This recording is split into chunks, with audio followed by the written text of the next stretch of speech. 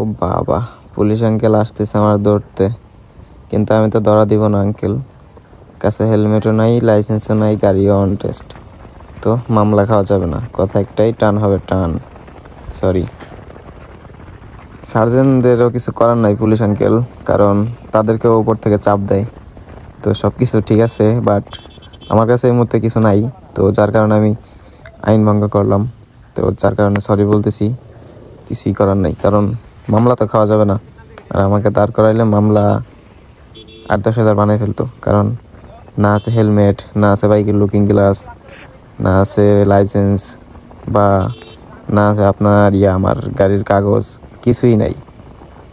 তো গাড়ি ধরলে পরেই মামলা, তো মামলা খাওয়া যাবে না। যেহেতু স্টুডেন্ট, মামলা খেলে এই মুহূর্তে এতগুলো টাকা অসম্ভব আমার কাছে নাই। তো এই কারণে আমি আইনটা ভঙ্গ করলাম। এগুলো করা উচিত নয়, সিগন্যাল দিলে দাঁড়ানো দরকার, কিন্তু আমার বিষয়টা একটু অন্যরকম হয়ে গেছিলো। আমার কাছে এই মুহূর্তে কিচ্ছু ছিল না, আমাকে দাঁড় করাইলে অনেক বড় একটা মামলা খাইতাম, যার কারণে টাইনা চলে আসলাম। তো এটা কোনো বিষয় না, মাঝে মাঝে এরকম একটু হয়, স্বাভাবিক, করতে হবেই। আর ইদানিং রাস্তায় একটু বেশি পুলিশ ধরতেছে, কারণ উপর থেকে তাদের একটু চাপ দেয়, আর তারা রাস্তাঘাটে এরকম করতেছে। কিছুদিন আগে আমার পার্কিং করা গাড়ি নিয়ে গেছে আমাদের থানার দারোগা, সেকেন্ড দারোগা, সাব ইন্সপেক্টর। সে এসে বলতেছে গাড়ি কার। আমার আবার সে আগে থেকে দেখতো, চিনতো। আমি আবার মাঝে মাঝে রাফ চালাইতাম গাড়ি, সে আমার দেখতো। তো এমনিই আমার একদিন দেখছে, দেখে বলতেছে গাড়ি কার। পরে এখানে পার্কিং করা গাড়ির কাছে এসে বলতেছে গাড়ি কার। আমার দেখছে, পরে বলতেছে গাড়ির চাবি দাও। আমি বললাম কেন? বল দেও আগে। দিলাম, পরে থানায় নিয়ে গেল। পরে বলতেছে গাড়ি রেজিস্ট্রেশন কইরা তারপর বের করবা, অন টেস্ট গাড়ি চালানো যাবে না। তো তারপর দিল 4-5 দিন পরে, অনেক সুপারিশের পরে দিছে, তো ভালো কথা।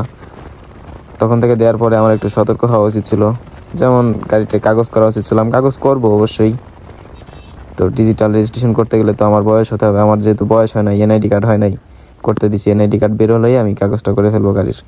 তো এই কয়েকদিন একটু ফাঁকি ঝুঁকি দিয়ে চালাবো।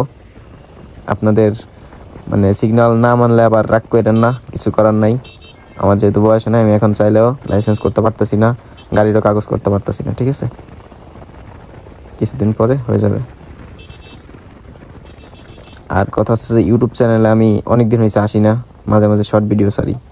আপনারা যারা আমার অডিয়েন্স আছেন, যারা আমার ভিডিওগুলো দেখেন, তো ভিডিও দেখেন, ভালো কথা, একটু সাপোর্ট করেন। যেহেতু ছোটো ইউজার, আপনাদের সাপোর্ট ছাড়া কোনোদিনও ওঠা সম্ভব নয়। ঠিক আছে, তাহলে ভিডিও দেখলে তো হবে না। আর এটা হচ্ছে আমাদের কাশিয়ানি, যেখান থেকে সার্জেনের সিগন্যাল মানলাম না। এটা হচ্ছে আমাদের কালনার রাস্তা, কালনা সেতু। অবশ্য চিনেন যারা আশেপাশে আছেন, যারা চিনেন তারা তো চিনেনই, যারা চিনেন না তারাও আস্তে আস্তে চিনে যাবেন। তো বেশি কথা বলবো না, আজকের ভিডিও এই পর্যন্তই। সবাই ভালো থাকবেন, ধন্যবাদ, আল্লাহ হাফেজ। আর ভিডিওটা দেখার জন্য অসংখ্য অসংখ্য ধন্যবাদ। সবাই ভালো থাকবেন, ধন্যবাদ।